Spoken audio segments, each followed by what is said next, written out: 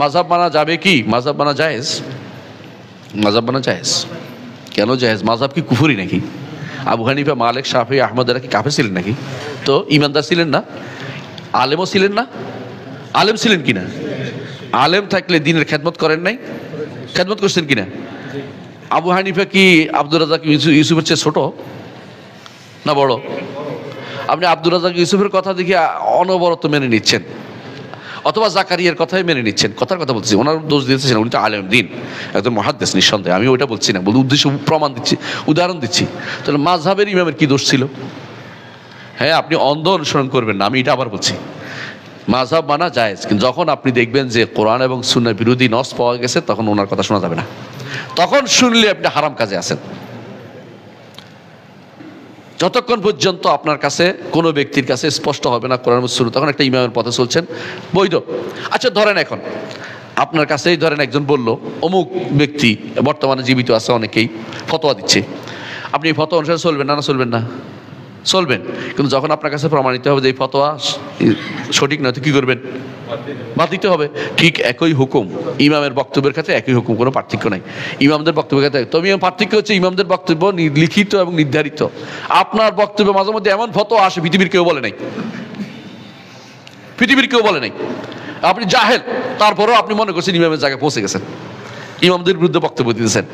আপনি কি জানেন ইমামদের ইলম সম্পর্কে আপনার কত জ্ঞান আছে? কোনো একটা মাসলা ভুল করলে তাদের এক সব কিন্তু তাদের কিন্তু ঠিকই আছে। ইমামরা ভুল করলে, ইমামরা কোনটা ভুল করলেও ওনারা অনেক ভালো কাজও করেছেন, সব তো আর ভুল করেন না। আপনি ভুলগুলি হাইলাইট করেন, আরগুলি বলেন না কেন? এই জন্য আপনি কতটুকু ভালো করছেন? আপনি কি ইমামদের মতো একটা ফেকার বই লেখেন তো দেখি? এই পর্যন্ত লিখতে পারেনি। ঘুরে ফিরে পড়তে চায় কার জানেন?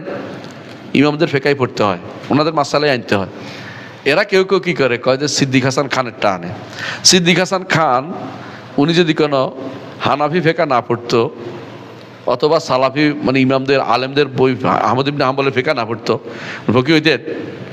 শওকানির ফেকা বলেন, শওকানি কি ফেকা আলাদা বানাইছে নাকি? হ্যাঁ, করতে গেছে ইমামদের থেকে নিছে। তো আপনি ইমামদের তো ইগনোর করে হঠাৎ করে ফকি হইতে চান কেন?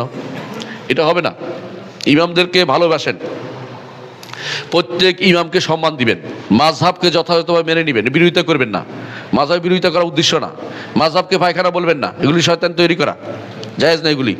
মাযহাব খুবই দরকার, মাযহাব জেনে মাসালা বুঝেন, কিন্তু মাযহাবের বিরুদ্ধে মাযহাবকে অন্ধ হয়ে যায় না, এটা মানতেই হবে এমন কথা দরকার নেই।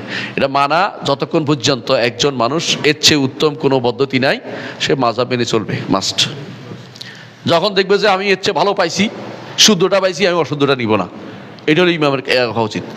আমাদের দেশে মানুষ দুই প্রান্তিকতা আছে, একদল বলে মাযহাব মানা শিরিক, আরেক দলের মাযহাব মানা ওয়াজিব, ফরজ। আসলে মাযহাব মানা কি? জায়েজ। মাযহাব মানা জায়েজ কার জন্য? যে যে বুঝতে পারে নাই। আমি তো কোনো মাযহাবের এসে জিজ্ঞাসা করবে আলেমকে যে ইজতিহাদের পর্যায়ে পৌঁছার মতো ক্ষমতা তার নাই। আমির কোনো নিজস্ব মাযহাব নাই, আমি নিজস্ব কোনো আমিলা মাযহাব আলাহু, আমি আর মুকাল্লিদ সমান সমান, অর্থাৎ আমি অর্থ হলে মুকাল্লিদ, অর্থাৎ তার কোনো তাকলিদ ছাড়া কোনো উপায়ই নেই। সে হয় আমার জিজ্ঞাসা করবে না আবু হানিফার জিজ্ঞাসা, কথা একটাই, আবু হানিফার মত দিলে হারাম হয়ে গেলে আমারটা জায়েজ হইবে কেমনে? আল্লাহ বলছে ফাসআলু আহলা যিকরি ইন কুনতুম লা তা'লামুন, না জানলে যে জানে তাকে জিজ্ঞাসা করো, না জানলে যে জানে তাকে জিজ্ঞাসা করো। ফাসআলু আহলা যিকরি ইন কুনতুম লা তা'লামুন, যে জানে তাকে জিজ্ঞাসা করো।